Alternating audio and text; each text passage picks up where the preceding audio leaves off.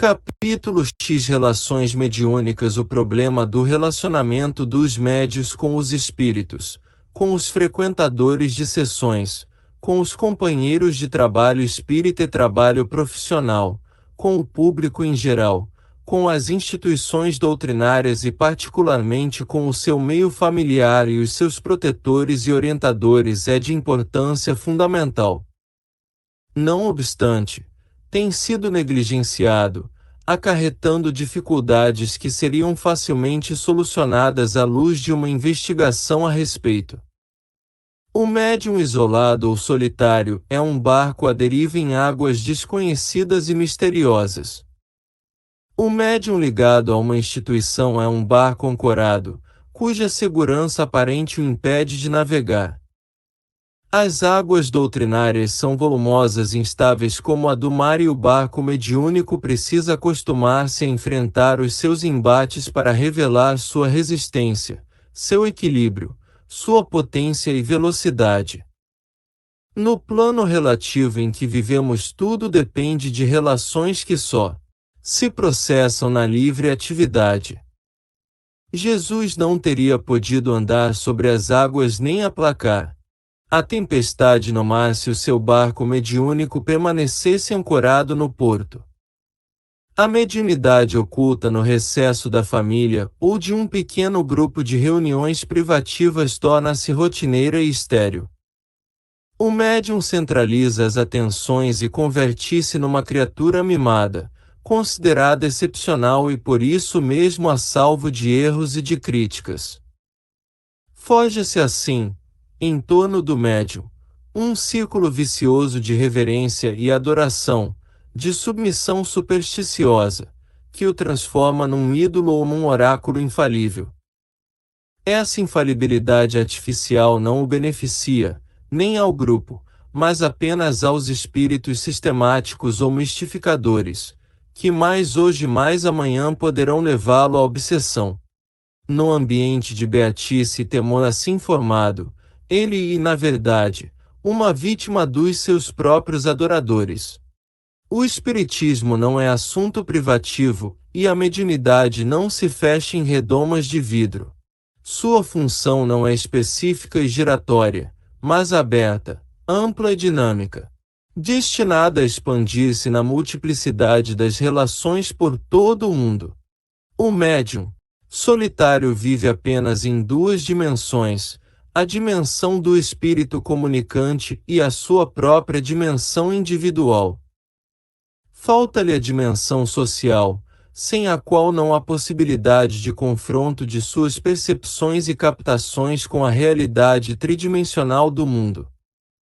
Mas além disso falta-lhe a dimensão cultural das relações doutrinárias, que lhe abriria as perspectivas do inteligível, uma estrutura de planos e superplanos do entendimento superior e global das situações existenciais. Quer dizer, a sua solidão voluntária o reduz a uma situação existencial única, desligada das variadas situações em que se desenvolve o processo cultural espírita. Alheio à variedade crescente desse processo, ele cai numa posição doméstica, sem os dados necessários à orientação das suas funções mediúnicas e à verificação da legitimidade de suas captações.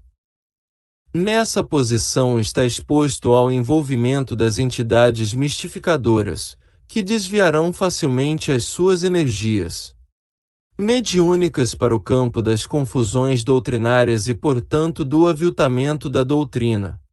Se a nossa realidade existencial no mundo se fecha apenas nas três dimensões, a realidade espiritual, pelo contrário, se abre nas múltiplas dimensões das percepções extrasensoriais, indispensáveis ao conhecimento total da realidade em que vivemos, bem como das relações estruturais do sensível com o inteligível. O médium solitário torna-se vulnerável à fascinação e à subjugação de entidades interessadas em fazer o conhecimento espiritual retroceder às condições do passado monástico e teológico que o espiritismo rompeu para iniciar uma nova era da cultura terrena.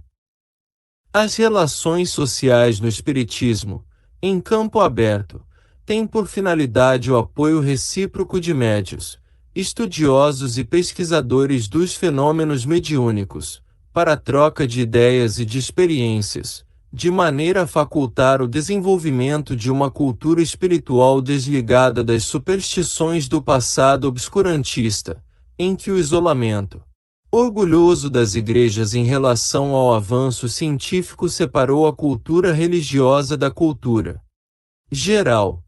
A condição de isolamento do médium, impedindo e frustrando o processo necessário das suas relações mediúnicas, impede a abertura da sua mente para as concepções mais amplas da atualidade cultural. Em poucas palavras, o médium egoísta e seu orientador espiritual semelhante a ele se engolfam em suas próprias lucubrações desprovidas de validade social e perturbam a evolução do processo espírita. Ao mesmo tempo, o apego às suas produções mediúnicas, por ele mesmo consideradas como de grande valor, o afasta cada vez mais do meio social espírita e consequentemente do meio cultural em que deve desenvolver-se. Nas relações com as instituições espíritas, o médium encontra também uma barreira que geralmente o decepciona, fazendo-o retroceder ao seu isolamento. É o círculo vicioso em que caímos no movimento espírita brasileiro, infelizmente em consequência da nossa própria formação religiosa e da nossa falta generalizada de conhecimentos filosóficos, que deu ênfase excessiva, entre nós, ao aspecto religioso do espiritismo e às tendências místicas e mágicas do nosso povo. O apelo de Kardec à razão não despertou as camadas da população que se voltaram para a doutrina, e nem mesmo a absoluta maioria dos homens de cultura que se revelaram dominados por essa herança ambivalente, ao mesmo tempo mística e positivista, nos últimos tempos sobrecarregadas de influências positivistas e materialistas. O professor Cruz Costa observou que a influência do chamado espírito prático português dominam nossas atividades culturais. Esse complexo de fatores, ressalvada a ambivalência acima referida, deu ao nosso movimento espírita uma condição conflitiva, que aumenta a confusão no tocante à compreensão da doutrina. O resultado é o aparecimento de mestres doutrinários imbuídos de pretensões revisionistas, inventores de novas práticas e criadores de princípios estranhos à natureza do espiritismo. Os adeptos sempre aparecem em nossa paisagem cultural anêmica mas pretensiosa, incentivando o aparecimento de novos missionários que se apresentam, com uma confiança alarmante, suas escassas forças proclamando-se reencarnações de grandes figuras históricas e afirmando-se incumbidos de levar o Brasil à liderança espiritual do mundo. A ingenuidade dos crentes, que não são apenas criaturas incultas mas também dotadas de cultura universitária, ou pelo menos graduadas, equivale à audácia dos líderes estranhamente convencidos de sua própria grandeza espiritual diante dessa escatologia quixotesca. As relações mediúnicas se confinam em escolas divergentes, pulverizando-se nos divisionismos irreconciliáveis. Médios de uma escola não aceitam os princípios de outras, de maneira que as relações se tornam inviáveis.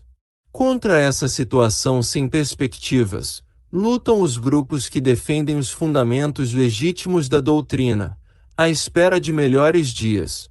As relações mediúnicas normais de médium para médium são de importância básica para a criação de um ambiente pré-cultural espírita, pois a permuta normal, e portanto, sensata, de ideias e experiências, leituras e estudos sedimenta aos poucos uma base de entendimento comum e ajuda mútua para o desenvolvimento real do conhecimento doutrinário em relação com a cultura do meio.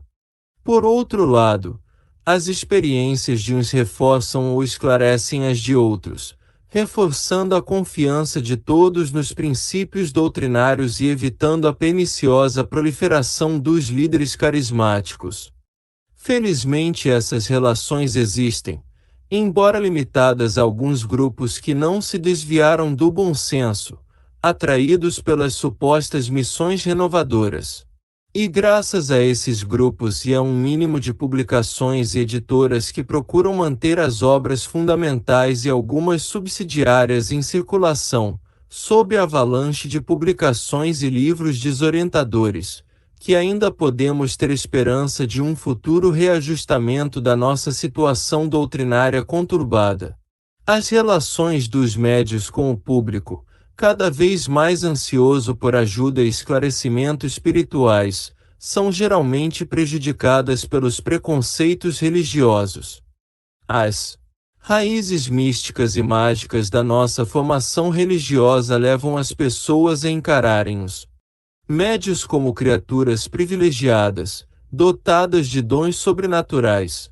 Os médios, por sua vez, dificilmente compreendem que esse é um fator desfavorável à sua relação normal e incentivam essa falsa ideia com palavras e atitudes que brotam da vaidade individual, do desejo de realmente passarem como dotados de condições superiores às normais. Desse processo espúrio resulta novamente uma situação de ambivalência, que equivale à ambiguidade, neutralizando os possíveis efeitos de um entendimento frustrado. Quando a ingenuidade dos interlocutores chega às raias do absurdo, e eles creem nos poderes do médium, tornam-se crentes inúteis, dominados por uma subserviência medrosa. Essa causa do endeusamento dos médios, não raro desprovidos até mesmo dos predicados normais da espécie. De um relacionamento assim ilusório e tolo, de parte a parte, nada pode resultar de proveitoso. É necessário que os médios tomem consciência dessa situação ridícula e evitem qualquer manifestação, por palavras, atos ou atitudes, que possam estimular o engano dos consulentes. Se os médios compreenderem isso e conseguirem enfrentar essas situações com despretensão e humildade natural, espontânea, nunca exagerada, que é também uma manifestação de vaidade, poderão realmente ser úteis, receber intuições orientadoras e socorrer os necessitados.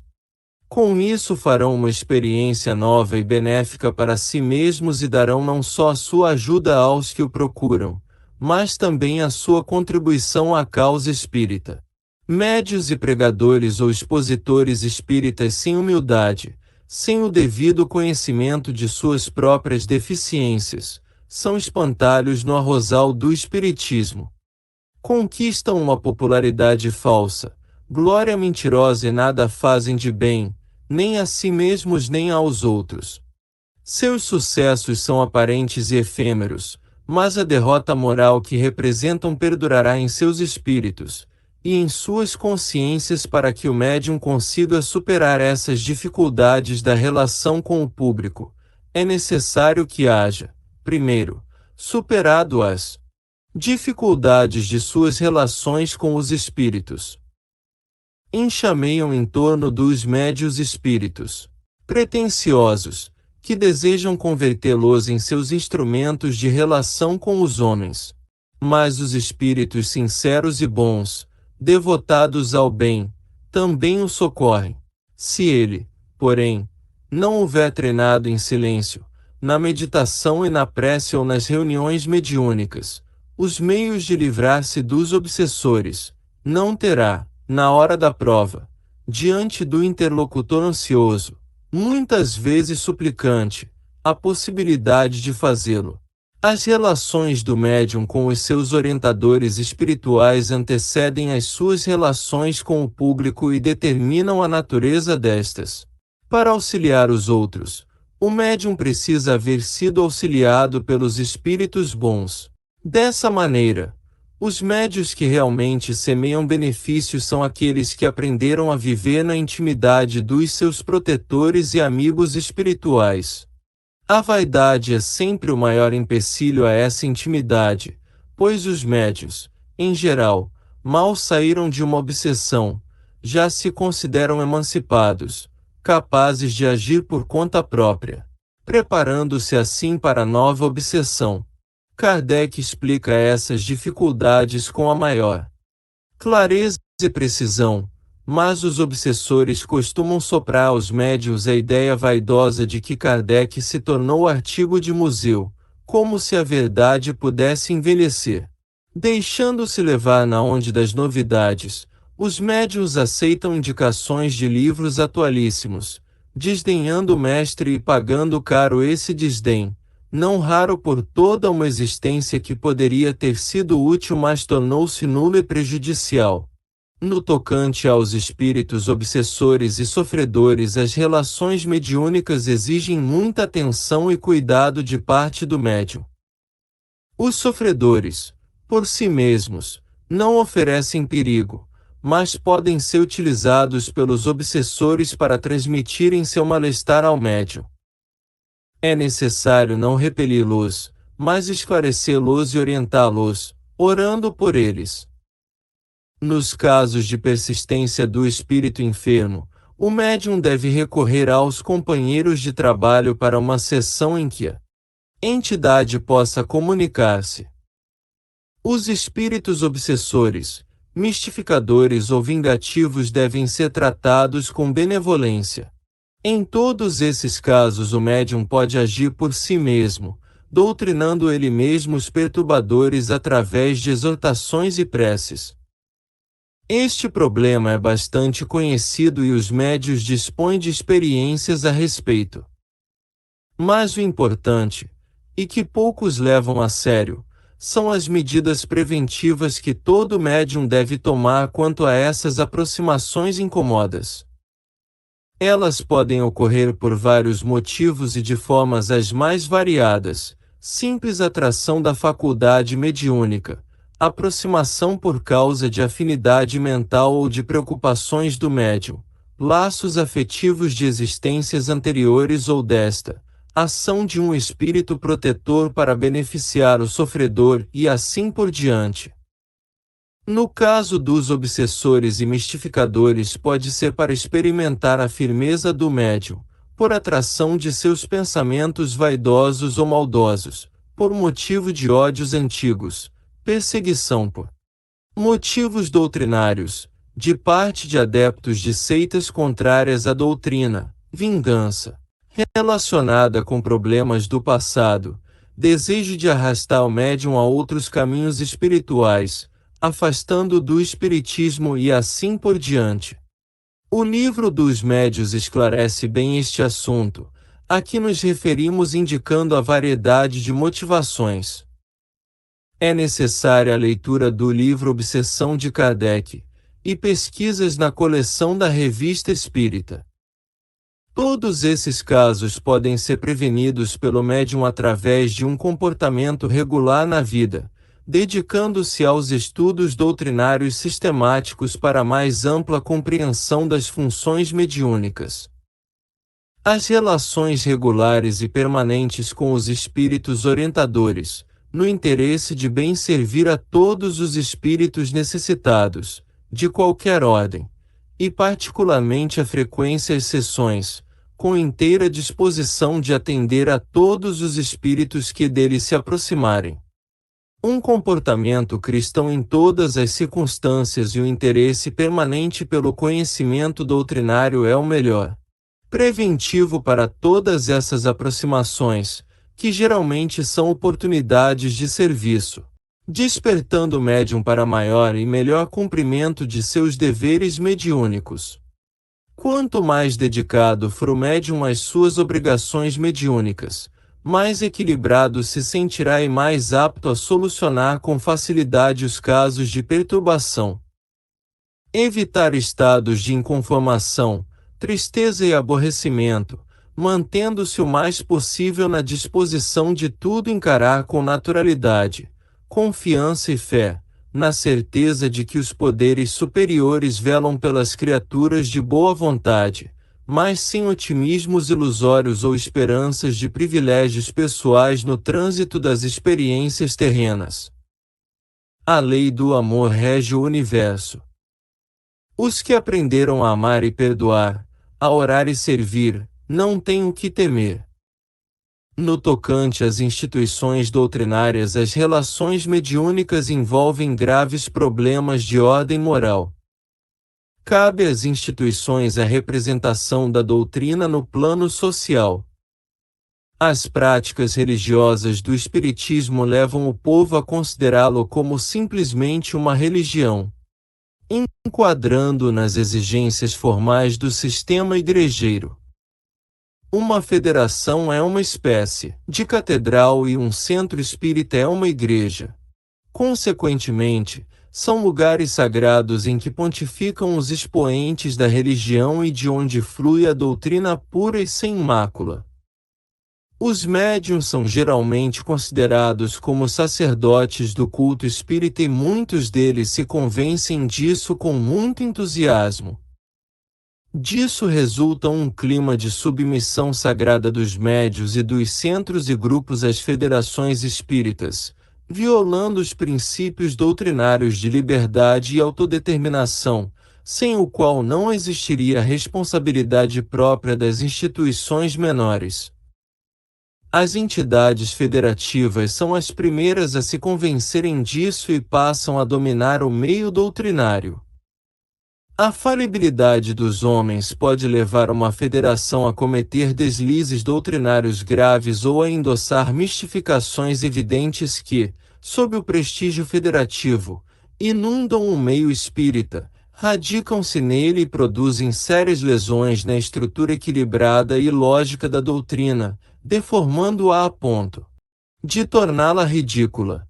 As relações mediúnicas entre a entidade federativa, os centros e grupos, e os próprios médios, que nela trabalham ficam naturalmente abaladas. Cabe aos médios a função de restabelecer o equilíbrio, através das manifestações dos espíritos orientadores. Mas o clima estabelecido, sendo conflitivo, cria barreiras ao dever de espíritos e médios. Qualquer manifestação mediúnica discordante da orientação federativa é considerada como mistificação. Não se trata de situações imaginárias, mas de fatos concretos e conhecidos. Os médios doutrinariamente pouco instruídos submetem-se ao poder formal, que na realidade não existe. Outros, embora mais instruídos, submetem-se também, evitando atritos. Mas os que têm consciência doutrinária e conhecem os seus deveres mediúnicos não concordam e acabam afastados da instituição. As dificuldades para a superação dessa crise aumentam no correr do tempo. Médios de grande projeção no meio espírita vêem-se obrigados a omitir-se para não ferir suscetibilidades e não provocar escândalos.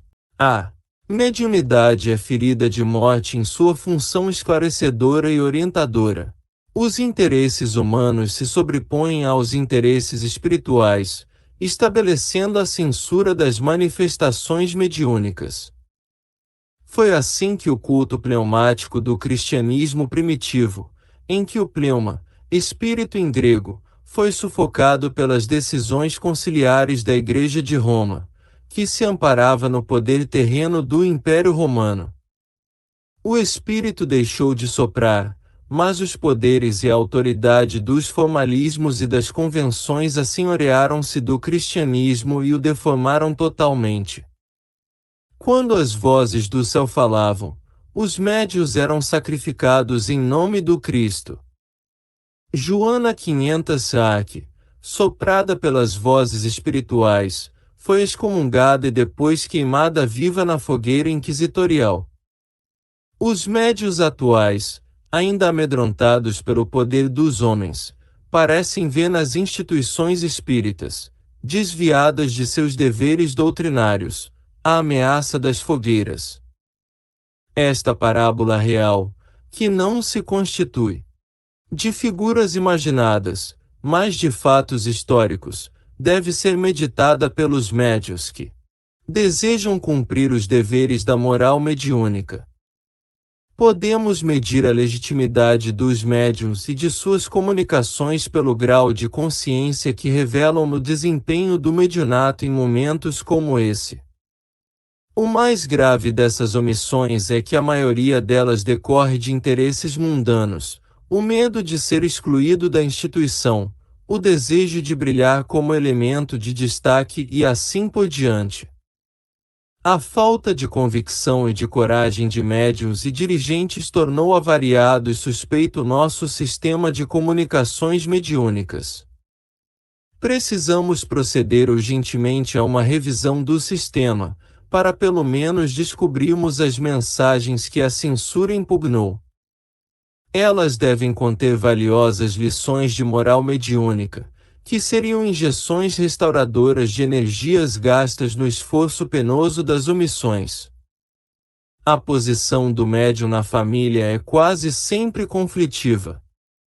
Assim também no seu local de trabalho, no meio político e assim por diante. Não tanto pelas discordâncias de opiniões com os outros em face de vários problemas, mas pelo seu dever de contribuir para a boa e justa solução das pendências. A moral mediúnica não lhe aconselha a omissão, que é sempre uma fuga ao cumprimento do dever. Ele tem de agir, de participar ao lado dos companheiros, mas não pode trair os seus princípios para agradar este ou aquele. Sua atitude é pautada pelo imperativo cristão do seja o teu falar sim, sim, não, não. O que disso passar, como vemos nos evangelhos, é obra do maligno, o que vale dizer do espírito de acomodação, de traição a si mesmo. Suas dificuldades podem ser facilmente superadas pela sinceridade. Mas, por mais sincero que seja, o obstáculo maior a vencer estará na atuação contraditória dos espíritos inferiores sobre ele, tentando levá-lo para esta ou aquela posição de suas preferências. Se ele não vigiar e orar, certamente não dará acesso aos espíritos generosos que desejam sempre auxiliá-lo. A visão mediúnica não se aplica apenas aos problemas espirituais, mas também a toda a problemática mundana. Os médiuns sabem que o homem é espírito e não carne, de maneira que, fundamentalmente, é o mesmo neste e no outro mundo. Apelando aos seus amigos espirituais conseguirá a assistência intuitiva que lhe indicará o caminho certo. E esse caminho é o do amor, que evita ferir sem necessidade, indicar o rumo sem a pretensão de impô-lo, perder com dignidade e sem protesto, vencer pela razão sem trapaça. Nenhum de nós é o juiz que decide as pendências em definitivo. É moral o que é bom e justo. Mas se a maioria repele esse critério por interesses particulares, temos de ceder ao poder dos números.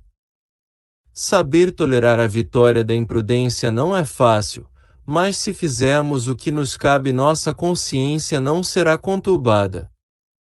O necessário é sustentar a verdade diante da mentira, não apoiar o erro e tentar corrigi-lo. Se a tentativa falhar, a responsabilidade do erro cabe aos que erraram. O protesto, nesse caso, seria o sinal de Deus na fronte de Caim. O médium dá ao mundo a sua contribuição, mas não pode obrigá-lo a aceitá-la.